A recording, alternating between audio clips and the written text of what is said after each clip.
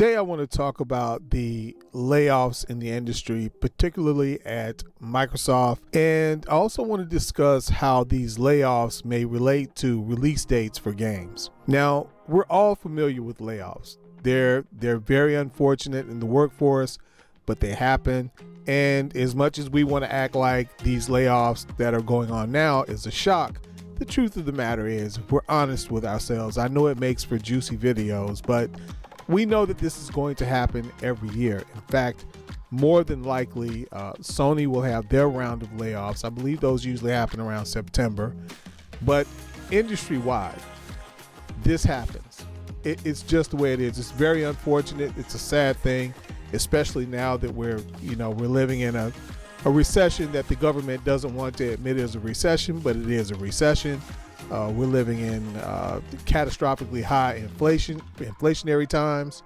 And so, yeah, it's bad. It's bad during any time to get laid off, but particularly when the economy isn't doing so well. But we're all familiar with layoffs. And the way layoffs usually work is you get laid off when there's no work available to be done. Now, for example, let me work in this theory that Starfield is going to be late.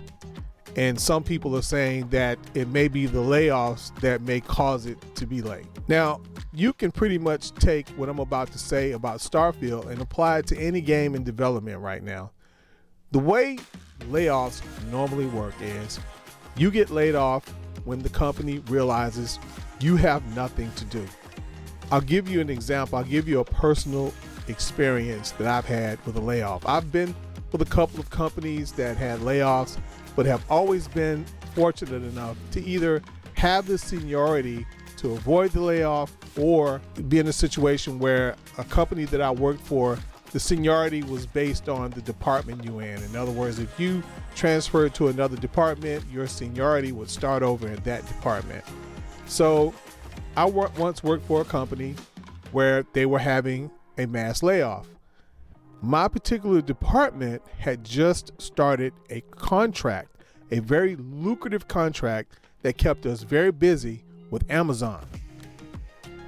When they had the meeting to talk about the layoffs and the different, because I think they were going to give people some pay packages or whatever. I don't think everybody qualified for that, but some people was going to get it. But anyway, they had a meeting to discuss the layoffs.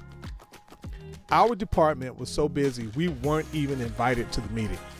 We were told that we could just stay at our workstations and just continue to work as normal. The reason that was because we were busy. It wasn't because the company favored us in some way or liked us better than they liked the people in the other departments. We were busy. So if Starfield still had work that needed to be done, now I could be wrong. I'm not saying that I know this for a fact. It just seems illogical to lay off when work needs to be done. Now, people are talking about 343. Let's be honest. Let's be honest here. And I know, the layoffs are pulling at our heartstrings or whatever, but let's be honest. Things at 343 have not been going as planned. Okay, they've fallen behind on a lot of projects. I think it's a little bit unfair too. And I know they had an employee come out and say that he was sick of the management and the way they do things at Microsoft or whatever. But we haven't heard from Microsoft on the other end of that story. You know what happened the last time we decided to take the word of what seemed to be a righteous employee, contractor or whatever. I forgot her name, the voice actor. Who put out a story saying that she had been wrong and so many people had jumped the gun. And look, I'm the last one to take a corporation's word for anything. The corporations do a ton of wrong things. They do a lot of bad things. And they do things a lot of times to hurt other people in the best interest of the company. So a lot of times when they lay off, they turn right around and give away fat bonuses to executives.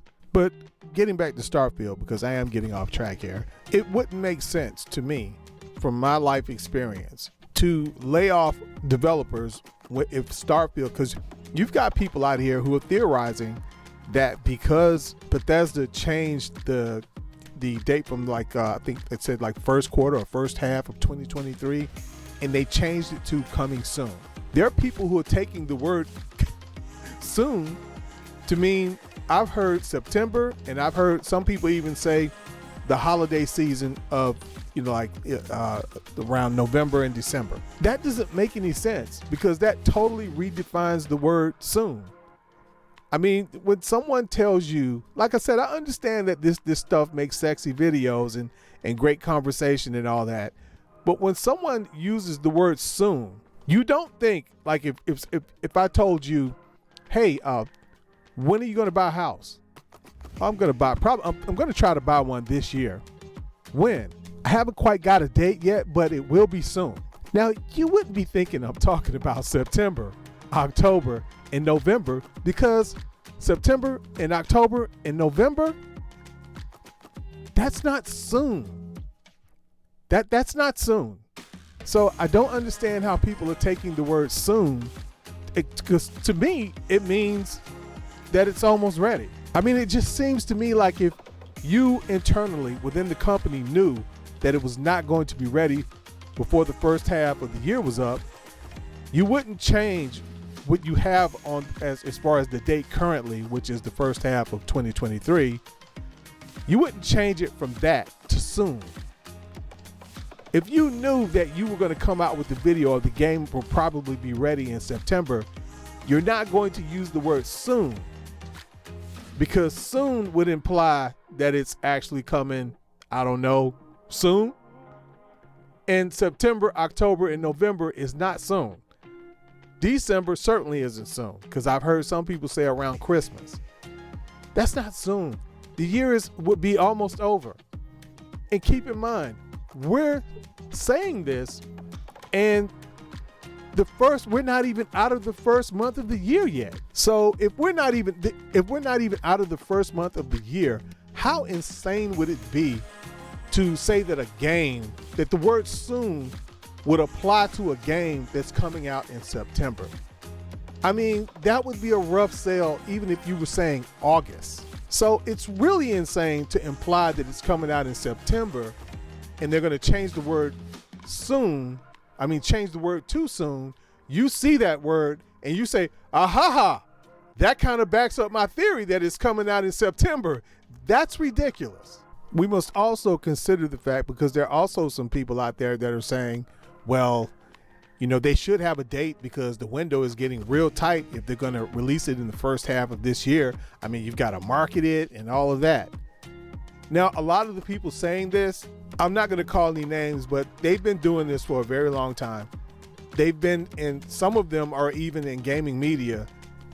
I'm sure they know Bethesda's and Todd Howard's history with really tight windows from the date that they say that they're going to release a game and the date that they actually release it. I want to say, if they don't have the tightest announcement and release date window, they're certainly in the running. Another subject I want to address is these rumors going around about 343, and the rumor is that as a result of the layoffs, they've stopped working on DLC and also additional campaign content, and just about everything 343 has stopped as a result of the layoffs. Now, Jez Corden, and I'm going to use him as a source because there are definitely a lot of other sources, but the reason I'm using him is because I know that he is associated with people who actually work for 343, and he says that is absolutely nonsense. There's so many rumors going around. Look, I'm going to go ahead and say this. A lot of these people who are saying these things in their videos, in their YouTube videos, and in their articles, these people really don't care about the people who got laid off. These people are in it for the clicks. They'll make their videos, they'll sound outraged, they'll shout to the rafters at Microsoft, foul, but really they don't care. These people have been in the business long enough to know that you need to sit back and chill for a minute before you start reporting things immediately as soon as some sort of event happens. They know this. And it's one of the reasons why I sat back, because you've got these people with 343 who are, they're angry, of course. When people get laid off, it's natural. Of course, there are going to be some angry people. Of course, there are going to be some people who are going to lash out at the company. But that doesn't mean that their version of the story is correct. It just, this is something that happens. It happens all the time. It would be almost freakish if it didn't happen. So, like I said earlier, corporations are they definitely are not innocent. Corporations laying off just to, provide fatter payoffs to investors, that's not uncommon. The executives with Microsoft, I'm quite sure that they're still getting their bonuses. Even with all of these layoffs, I guarantee you, and I'm not trying to point at Phil Spencer, but I'm just using him as an example. I guarantee you that Phil Spencer's bonus is still intact. And everyone just under Phil Spencer, their bonuses are still intact. All the heavy hitters with Microsoft, Xbox, their bonuses are still intact, even through all of these layoffs. But it's not just to pick on them. That's common. That's just the way it is. That's the way it always happens. Should it happen like that? No, it shouldn't, but it does. So, just be wary of all of these people out here who are taking advantage of this situation, trying to pretend like they care about these people that's being laid off. They don't care about these people that's being laid off. That's the reason why they're jumping on the story right away. And they know some of these people are experienced enough to know that it's not good to jump on the story right away if it's all about presenting the facts, because sometimes things come out later that contradict what came out earlier. And they know this. And a lot of them are doing stories that aren't like, well, take this with a grain of salt. This was being said right now. A lot of them are reporting it as facts. They're not telling people to take the information with a grain of salt. They're not saying, well, this side hasn't spoken up yet. They haven't said anything. They're not doing that. They're basically trying to take advantage of the outrage. So that's all I wanted to say, man. And I hope you guys are going to have a great weekend. I hope you guys take all of this in stride. I hope you don't allow it to affect you emotionally. I hope you don't allow it to take the enjoyment out of playing video games for you personally. But one other thing I wanted to touch on too, I heard that people are going, I forgot the name of the company. They're going around trying to get this company that it created, Atomic Heart, to speak out against Russia's war in Ukraine. First of all, there's been a war in Ukraine since 2014. And that war kicked off because of the United States. They backed a coup there in 2014.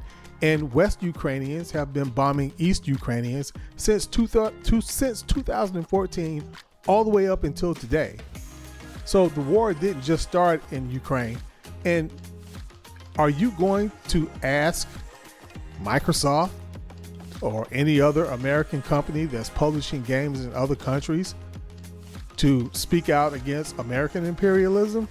No, you're not. So please stop it. This is a company. These people, they're trying not, they don't want to get involved in politics. This is business. Okay. You don't know who these people are. Russia's like every other country. They have people in their country like I'm anti-war here in the United States. I speak out against every war that the United States gets involved in. Russia is the same way. These people are probably the same way, but they're at work. Okay? Work and politics don't mix. So please stop trying to take advantage. And I believe it's because a lot of people are angry because the game is coming to Game Pass.